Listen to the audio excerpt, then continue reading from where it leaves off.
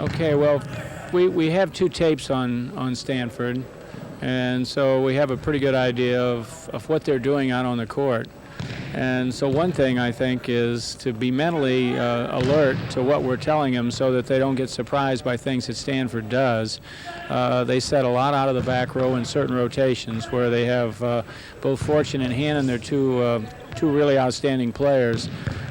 They'll feed the ball to them when they're back row players. So we have to watch that because the flow of the game will go to one side of the court, then they'll flip a back row set to these two players, and normally the block will be worried about the front row players, and then no one's on either one of those players when they get set. So that's something we have to watch.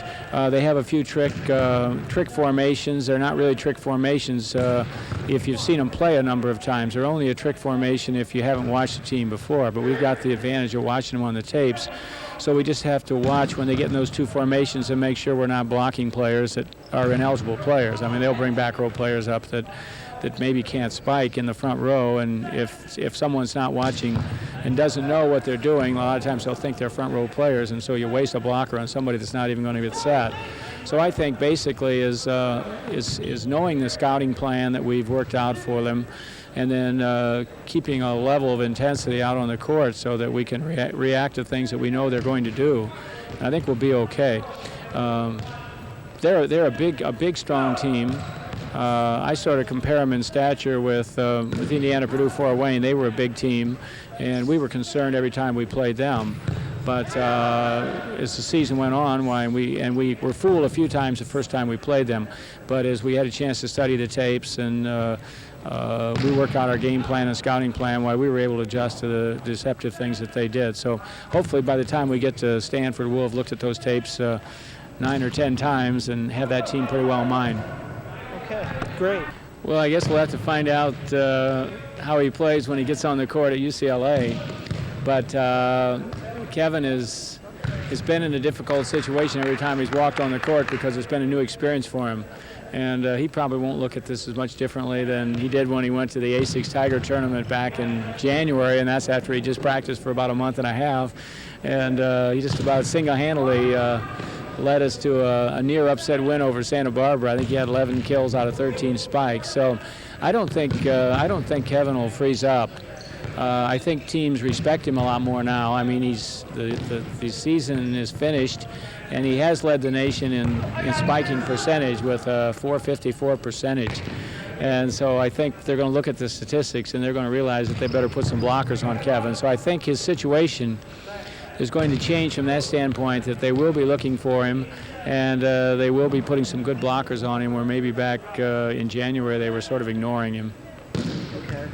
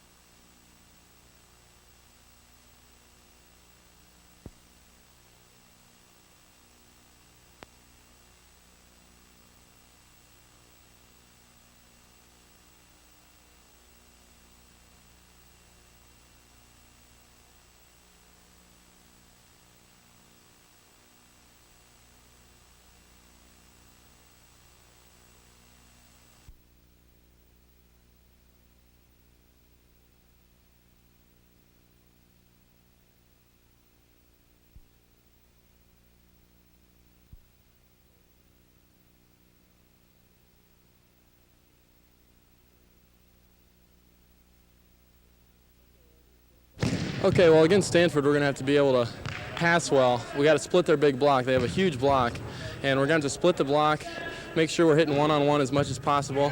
Another thing we're going to have to do is serve well. We're going to have to serve their big guy, Scott Fortune. We're going to try to serve him off the court, give him every ball, make him worry about it, make him work extra hard so he doesn't have to worry about his hitting and stuff, so we'll take that away from him. One more thing, we'll have to dig a lot of balls, every shot they hit, we want to get a hand on. So basically those 3 areas.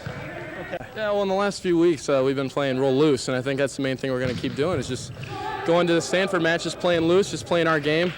You know, if we can't beat them playing our game, then we can't beat them. But I think we can beat them playing our game if we play our best. And so we're just trying to keep the young guys loose. And playing in Poly, of course, they're going to be a little nervous, but, you know, that'll first after the first point, they'll be rid of that. So we're just going in real loose and confident.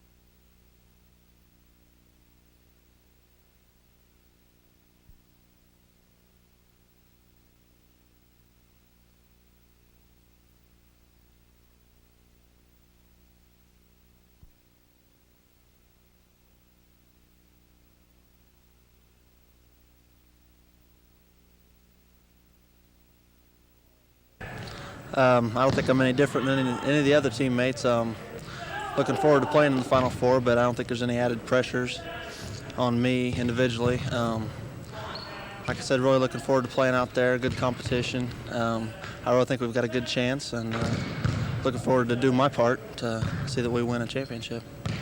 No, we really haven't talked about that much yet. I don't think they really consider me that much of a newcomer anymore, I don't think. I'm more a part of a team now than I think I was before, but I don't think they expect me to play without any apprehension, just like the rest of the team does, and I don't think I have to worry about anything. I probably just realized then that I'm at Pauley Pavilion, UCLA, and that this is the Final Four, and it'll probably hit me about right then.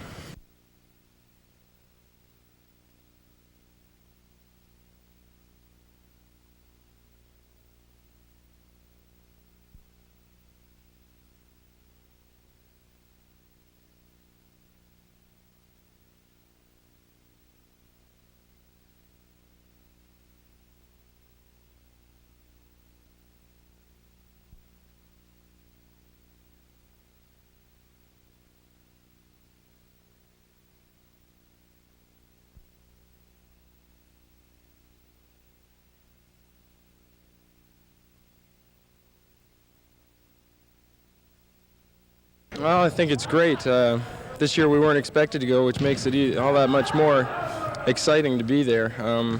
Last year was great, but we're hoping to improve on this year, and I think we got a good chance now that we have the 3rd seed to pull an upset over Stanford. Okay. Basically, we're going to have to stop Scott Fortune. We're going to have to play tough defense on him. We're probably not going to be able to block him too much, so we're going to have to just stay deep and pop the ball up and just get it back at him. Hannah's another guy we got to stop, or Hannon, whatever his name is. But those are the 2 big guns, and we're going to have to stop them if we're going to win.